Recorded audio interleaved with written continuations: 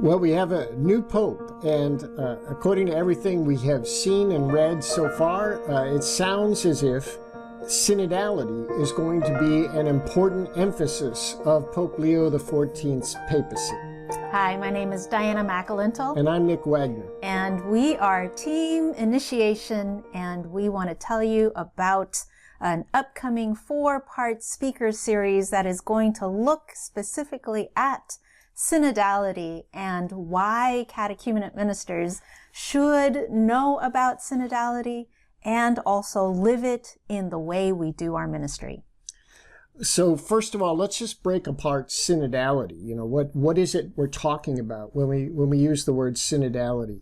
And we're familiar with synods, right? And I have grown up thinking synods are meetings of bishops, which is kind of true. It's still true. But what has happened recently is that idea has been expanded and really brought back to a much older understanding of synodality.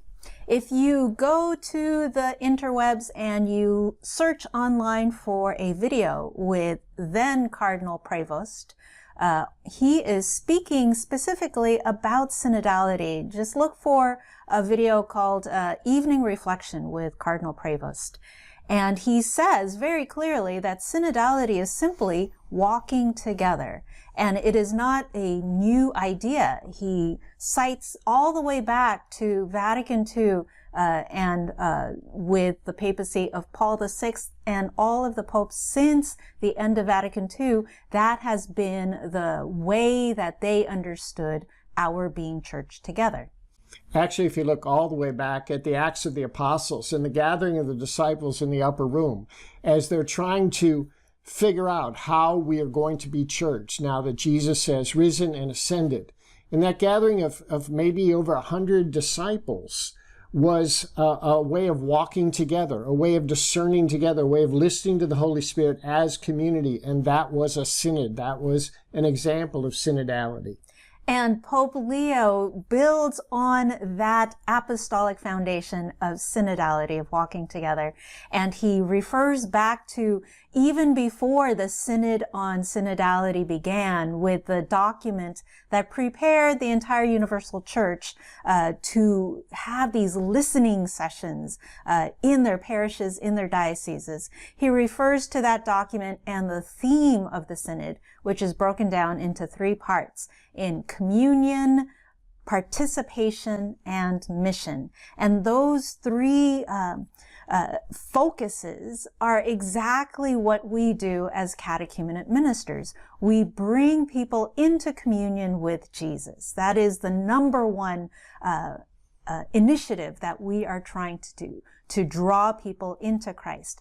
And not just draw them into Christ, but to draw them so that they are sent out into the mission of Christ. And the only way that we can do that is if all of us are participating in the Spirit because of our baptism. So in a way, all of us who have been doing catechumenate ministry in our parishes for all these years have been practicing synodality. We may not have called it that, but we are certainly walking together. We are listening to the Spirit. We're bringing people into communion. We're helping people participate more fully in the church, and we're certainly engaged in mission. All of that is markers of how we are a synodal church. And so that's why we as catechumenate ministers and you as catechumenate ministers really want to embrace this process of synodality and help each of our communities understand better how to walk together as we draw people into that mission of Christ.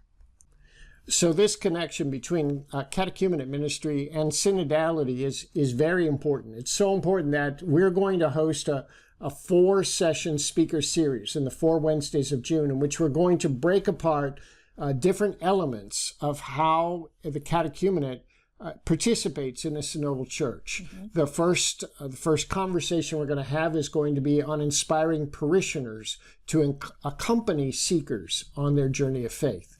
The second conversation we're going to have is on listening and a mystagogical accompaniment. The third conversation will be on discernment, discerning readiness for baptismal mission. And then the last conversation we're going to have is going to be kind of exciting on how to navigate conflict on this journey.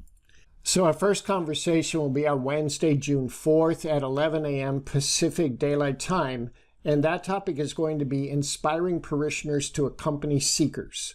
And the focus of this, the point of this conversation is that if we're going to be a church walking together, our parishioners are our key component of that walking together. And so they need to see themselves as kind of the primary location, the primary minister, the primary way that the catechumens and the candidates and the inquirers learn how to walk together as church, learn how to encounter Christ as a Christian community, as a community of disciples.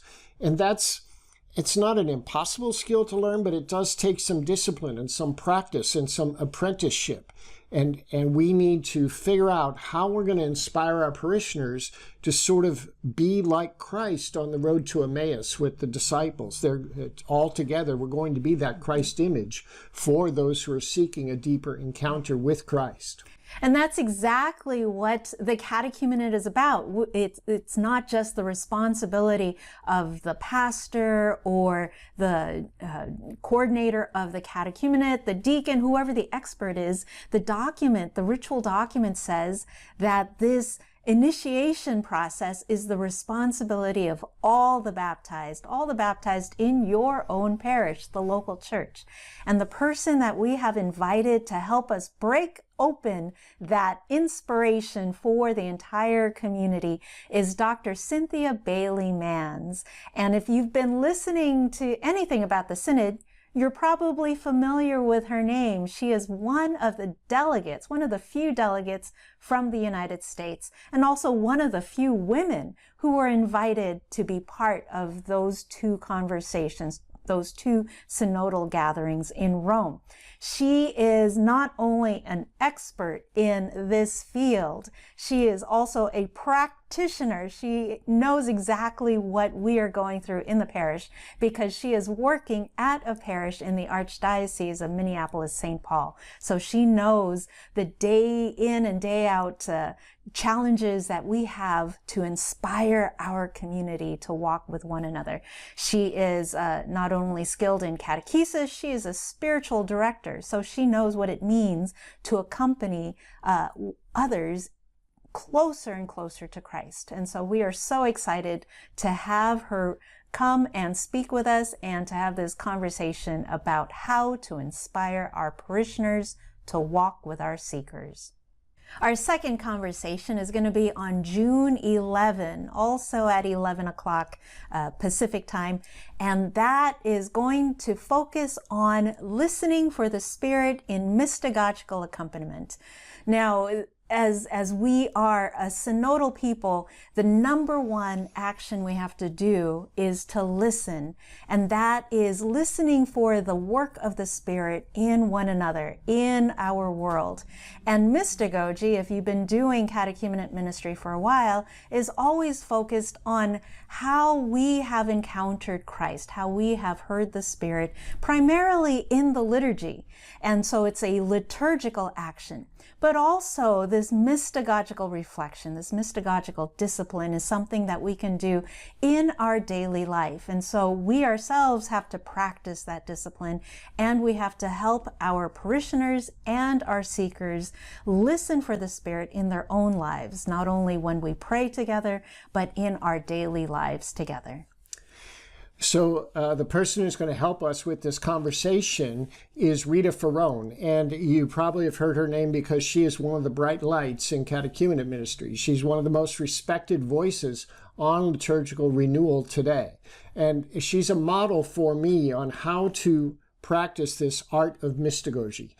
She just does it so effortlessly, and it just seems like it's as natural to her as breathing. And so we can all really learn from Rita how to accompany people mystagogically.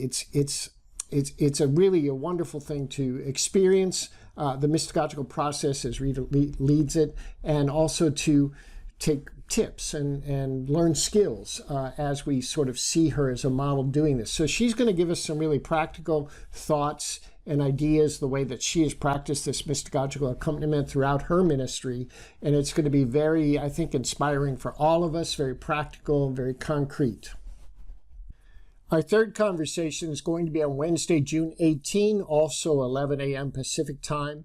And the topic that we're going to explore is discerning readiness for baptismal mission. Now, discernment is a topic that comes up a lot here at Team Initiation. And we get kind of anxious and worried about how to discern if somebody's ready.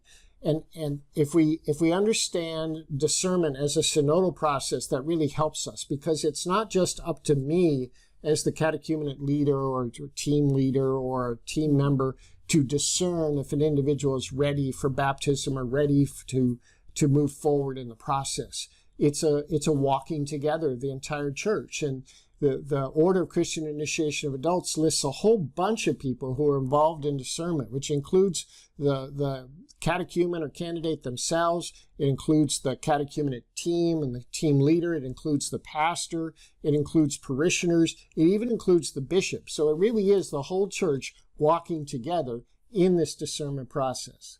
And the person that we have invited to help us understand that discernment is a longtime fan of Team Initiation, and you have heard her before in our previous speaker series, Dr. Donna Eschenauer. She is just an inspiring speaker, and you know that you're going to come away with some deep learning, some fun, and some practical ideas, because she is a great teacher in New York at a seminary there. And so she's been doing that quite a bit. But she's also had a lot of practical experience specifically in the catechumenate. And so make sure you mark out some time to join in that conversation with Donna. The last conversation we're going to have is on June 25th, and I'm so excited to hear this speaker. His name is Robert Bourdon, and I met him last summer at a conference on polarization, and it was a conference with 100 other Catholics from around the United States to figure out how are we called to walk together even when we disagree. And Robert, we called him Bob, gave a keynote presentation on how to navigate conflict in a Catholic way, especially when we are working with one another for the same mission. Bob just wrote a book called Conflict Resilience, Negotiating Disagreement Without Giving Up or Giving In. And he really gave us a lot of practical ways to look at our own ways of working with one another and to see how we can see Christ in one another, especially when conversations are difficult, especially when it seems like there's no way out of a disagreement, and even how to navigate when we can't come to an agreement. How can we still remain in a relationship with one another? The title that we're giving this conversation is Accompanying One Another When Conflicts Arise. And that word accompanying is really important, because when conflicts arise in any human situation, we tend to think of ourselves as adversaries. Somebody else is on one side of the issue and we're on the other side of the issue. And that's not really a Christian or synodal way of understanding conflict. Both Pope Francis and Pope Leo XIV have emphasized that when we encounter someone with whom we may have a disagreement, or we don't have the same viewpoint, the same understanding, our first stance is not to assert our point, but to listen very carefully to the other person's point. And that careful listening doesn't mean we're necessarily going to wind up agreeing with the person that we're disagreeing with, but it does mean that we're giving respect and honor to the viewpoint that person has. And that's an accompaniment process. We're accompanying them on their journey as a first response. And then ideally, they're also accompanying us, and they will listen to our viewpoint, and there'll be a respectful dialogue, a respectful listening, and a way to at least come to a mutual love and respect for each other in the midst of our conflict. So all four of these conversations come together as a way for all of us to walk with one another closer and closer toward Christ in our daily lives, in the work that we do in our parishes, in our prayer together. It really is what the vision of the catechumenate is trying to accomplish. Not just making Catholics, but making missionary disciples that love Jesus and see Christ in one another and go out into the world to communicate that message of love and mercy and communion by participating in daily life every moment of our lives, seeing Christ in one another, even in our conflicts, listening to the Spirit in one another, and walking together toward the reign of God. As you can tell, we're very excited about this series, and we'll be even more excited to see you there. Yes, so sign up at teaminitiation.com. It's just for Team Initiation members, so make sure you become a member before we begin this 4-part series on the first Wednesday of June. Membership is on sale right now, so it's a great time to sign up. Even if you can just sign up for the month of June, that will give you everything that members get at teaminitiation.com.